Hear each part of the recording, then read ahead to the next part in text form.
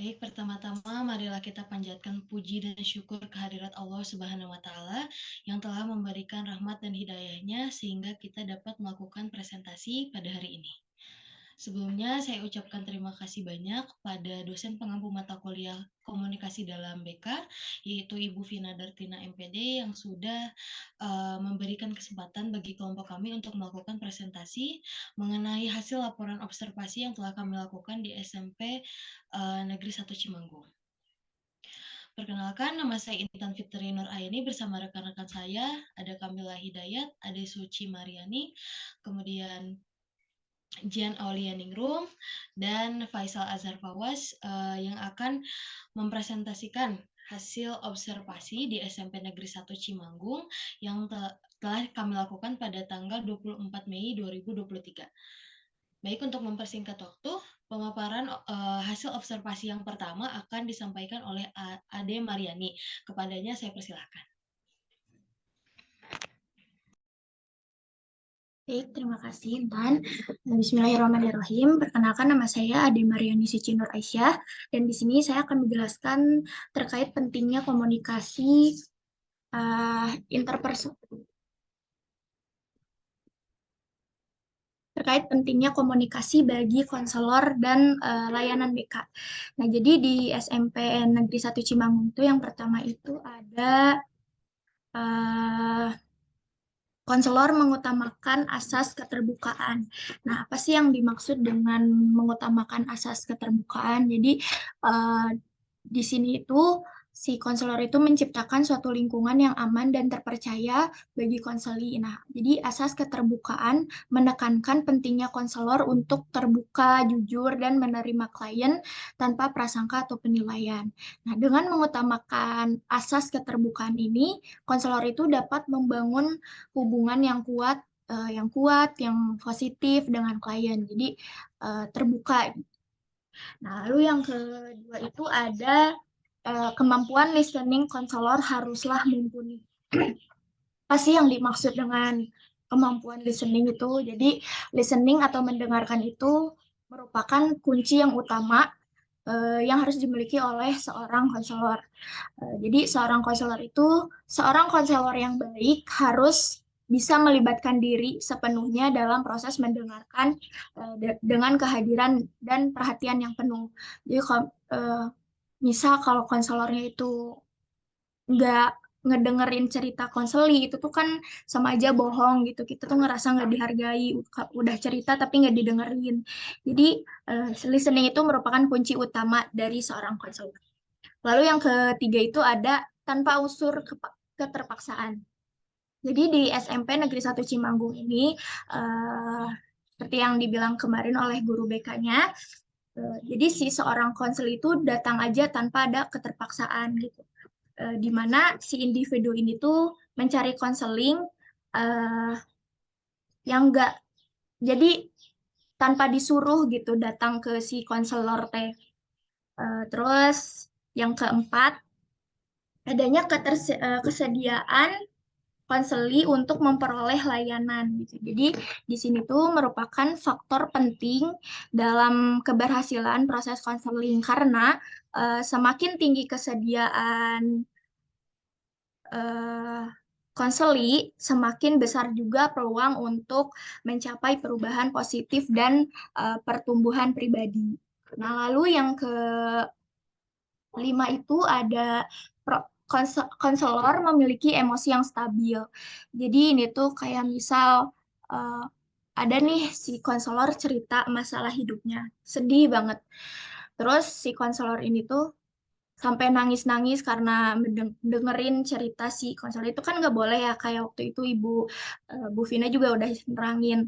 Kita tuh harus kalau jadi konselor harus biasa aja, emosi harus stabil, jangan terlalu terbawa suasana, jangan terlalu larut ke dalam cerita si konseli gitu. Jadi harus benar-benar stabil. Materi selanjutnya akan dijelaskan oleh teman saya.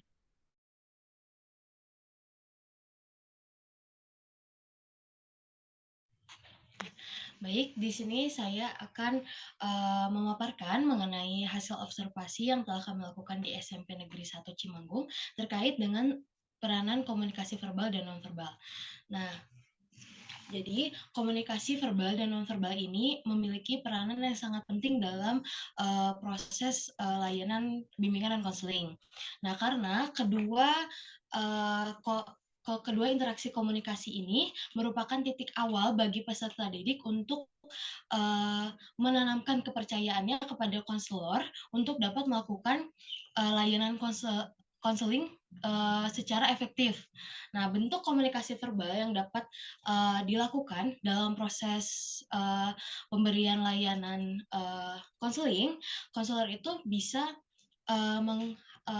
harus menggunakan tutur kata yang baik, kemudian lemah lembut kepada peserta didik dan tidak disarankan untuk menaikkan intonasi suaranya. Jadi ketika dalam suatu proses layanan bimbingan dan konseling, konselor itu harus berusaha bertutur kata yang lemah lembut gitu kepada konselingnya. Kemudian kenapa hal ini harus dilakukan? Karena ditakutkan kalau misalkan konselornya ini bertutur kata yang tidak ramah, mereka akan menganggap bahwa BK itu hanya sebagai tempat untuk kayak marahin mereka, bukan sebagai tempat untuk mereka mendapatkan solusi yang mereka inginkan, seperti itu. Kemudian untuk bentuk komunikasi nonverbalnya bisa digunakan melalui gestur tubuh dan juga ekspresi wajah, mulai dari konselor itu bisa menyambut kedatangan dari peserta didik yang ingin melakukan layanan bimbingan dan konseling. Nah, ketika ada konselor datang ke ruang BK ingin melakukan konseling, nah konselor itu bisa menyambut mereka dengan ramah, kemudian harus dengan senyuman gitu, agar mereka istilahnya kayak diterima di situ. Kemudian posisi duduk juga harus diatur. Nah, posisi duduk itu harus sedikit menyerong ke arah peserta didik dan tidak disarankan untuk saling berhadapan, karena ditakutkan konseli itu merasa tertekan akan hal itu karena istilahnya kayak suasana itu kayak formal banget gitu.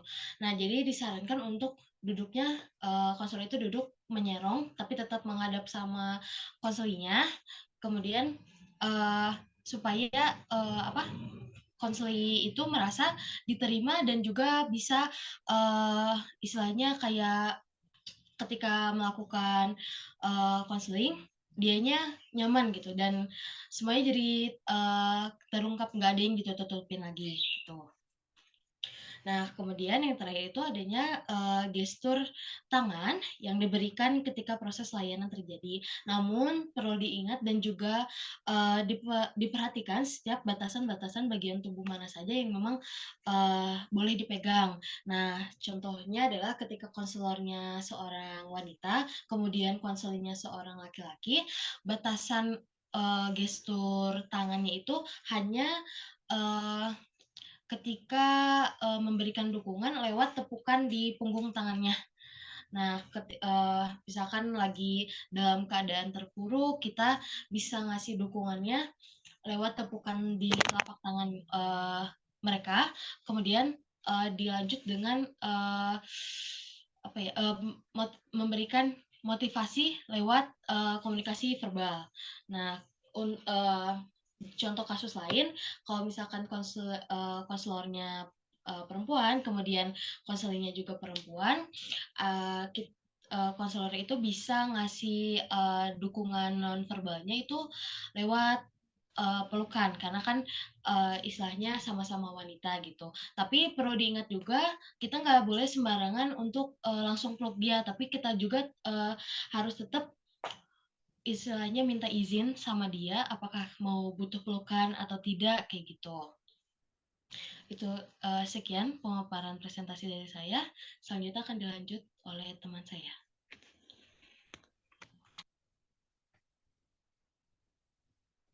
Di sini saya akan menjelaskan komunikasi interpersonal yang digunakan oleh konselor. Saya Jana Ningrum. Jadi konselor ini bisa menggunakan berbagai metode komunikasi interpersonal yang disesuaikan dengan situasi dan keadaan para konseli yang bersangkutan.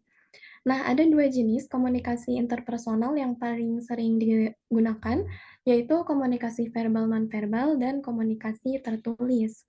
Yang pertama, komunikasi verbal dan nonverbal merupakan komunikasi yang dilakukan melalui kegiatan wawancara dengan klien secara terbuka tanpa mengintimidasi klien yang bersangkutan. Wawancara ini biasanya dilakukan kepada para klien atau para konseli yang sering menimbulkan masalah. Yang kedua, komunikasi tertulis dilakukan apabila peserta didik yang bermasalah tadi atau konseli yang bermasalah tadi terus-menerus mengulangi kesalahannya, sehingga guru BK atau konselor akan memanggil orang tua yang bersangkutan dan membuat surat perjanjian. Nah, apabila surat perjanjian ini dilanggar sebanyak 3 kali, maka peserta didik yang bersangkutan mau tidak mau akan dikembalikan kepada orang tuanya dengan persetujuan dari stakeholder yang berkaitan.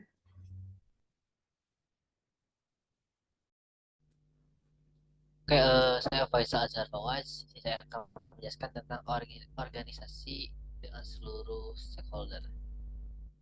Oke, komunikasi dengan stakeholder berkaitan dengan kan apabila kasus tidak ditangani oleh guru BK itu buat pada internal itu meliputi wali kelas, kepala sekolah, staf administrasi dan sebagainya. Nah, untuk di internal ini yaitu wali kelas yaitu di mana seorang siswa yang mengalami masalah yaitu pasti adalah ke wali kelas terlebih dahulu yang dimana untuk sebagai anak asuhnya. Nah, apabila si anak itu kena masalah yang lebih besar ataupun seperti nakalnya seperti mungkin kayak tawuran antar sekolah atau apapun itu baru dengan kepala sekolah.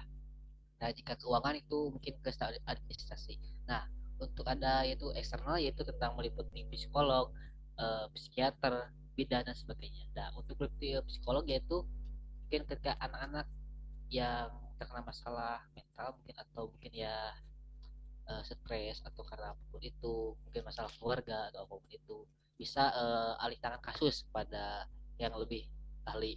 Contohnya juga seperti mungkin dengan bidan apabila anak itu melakukan suatu hal yang itulah.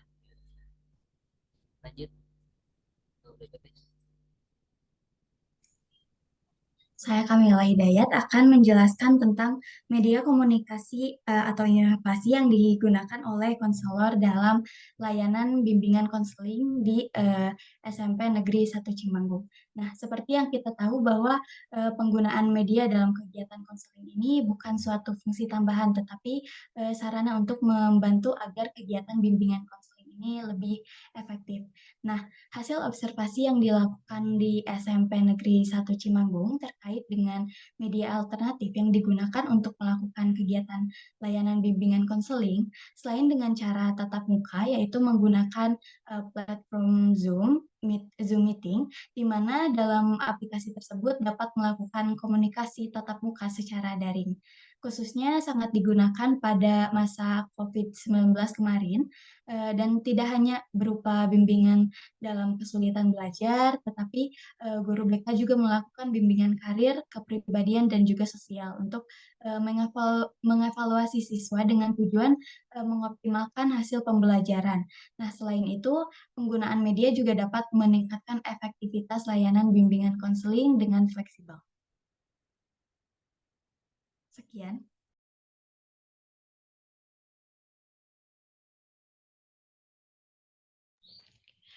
Baik, sebelumnya saya akan membacakan kesimpulan berdasarkan hasil observasi yang telah dilakukan di SMP Negeri 1 Cimanggung. Jadi dapat ditarik beberapa kesimpulan, yaitu meliputi kualitas komunikasi antara konselor dan peserta didik, kemudian kemampuan konselor dalam mendengarkan dengan penuh perhatian, lalu kejelasan komunikasi konselor dalam menyampaikan informasi yang relevan, lalu penggunaan empati dan penghargaan dalam interaksi dengan peserta didik, keterampilan bertanya yang tepat dan relevan, serta efektivitas komunikasi nonverbal dalam menyampaikan pesan. Baik, pemaparan materi pemaparan hasil observasi di SMP Negeri 1 Cimanggung telah selesai. Semoga apa yang telah kami sampaikan dapat bermanfaat bagi kita semua. Kemudian poin-poin positif dalam presentasi kali ini dapat digunakan sebagai dasar pengembangan dan peningkatan praktik komunikasi konselor dalam memberikan dukungan yang efektif kepada peserta didik dalam proses layanan bimbingan dan konseling. Terima kasih atas waktunya. Wassalamualaikum warahmatullahi wabarakatuh.